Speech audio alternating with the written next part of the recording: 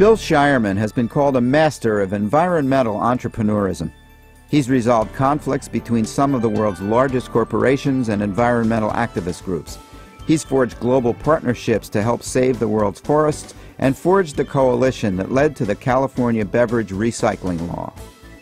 In 1996, Shireman joined with Mitsubishi Electric America and other Fortune 500 companies to create a business network called the Future 500 to demonstrate how companies can profit from sustainability, stimulate innovation, and drive waste towards zero. The author of many articles and books, Shireman delivered the keynote address on the future of business and the Future 500 at a recent conference hosted by the Ethical Leadership Program at Ripon College. Future 500, our organization, we resolve conflicts between two groups that love to fear and demonize each other. On the one hand, global corporations, the familiar names that you all know in your homes. And on the other hand, activist groups that love to name and blame and shame those companies for all the world's problems. We work using a systems approach, we call it. Feedback and adaptation. We find out what makes those companies, those activist groups, the politicians and others tick. What is it that motivates them? We don't blame one side or another for a problem. We find out why they behave as they do. And then we find creative ways to re-motivate, to re-channel their efforts so that they can solve problems. We work in 4 areas: climate, resources, water, and people, human rights and labor rights. And we find key problems, and we try to organize the stakeholders to those problems, everyone that has a stake in a solution, whether the solution harms them or helps them. We bring those folks together, sometimes literally, sometimes just over the phone, and we find ways to align those interests with one another. And the power to do that is extraordinary. I'm going to tell you 3 stories in a little bit about how we have brought warring factions together to solve problems, to put their battles behind them. Before I get to that, I'm going to tell you a little bit more about how we got to where we are. The reason that I would like to recruit your power to move us forward is because we are at a point of transition, an inflection point in history. We are beginning, and we have been really for the past generation, beginning the transition to a whole new economy, built on a whole new foundation. There are 3 drivers to this change. Number 1, the end of oil as the prominent, dominant source of economic growth. Number 2, the rise of information as the new primary catalyst to growth, a new kind of growth.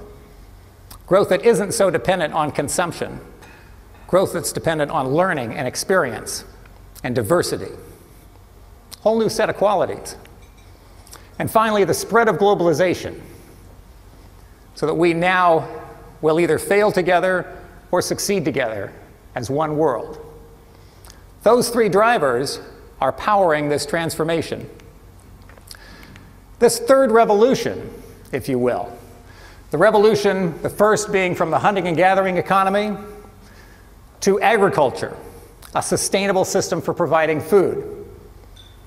The 2nd revolution, from agriculture to industry, the industrial economy, the capacity to use machines to extract more resources than we ever could before.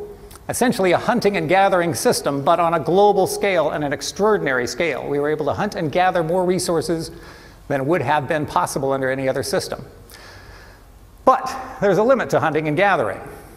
And now we're approaching the point where we must transition through a 3rd revolution, the sustainability revolution, to an economy that renews its food, energy, and materials, an economy that has the capacity to carry us into the future. This is an exciting moment for us as a species because this new economy has the capacity to provide prosperity not just for the 800 million that are currently rich, but for the 5+ billion who are equally deserving of prosperity.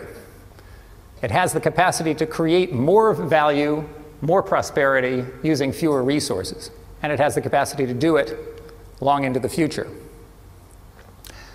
Standing in the way before we get there are three bubbles, if you will. We're all painfully aware of bubbles bursting lately and the pain that can ensue.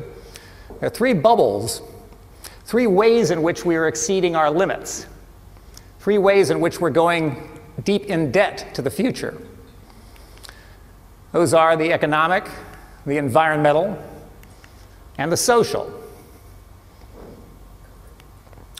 We talk about those three spheres as the triple bottom line.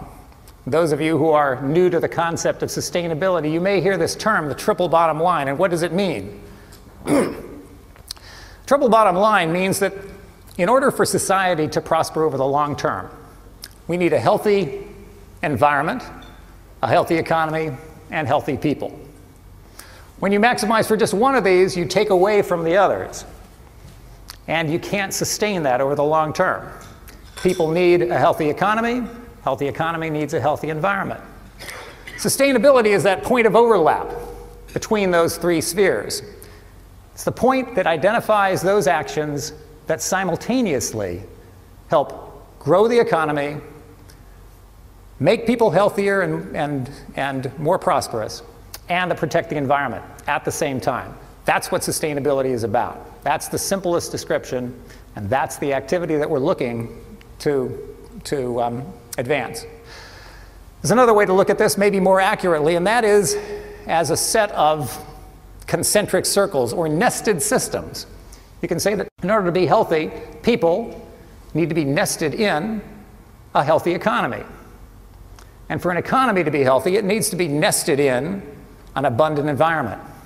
So these three systems are mutually dependent. You can't sacrifice one without sacrificing the others.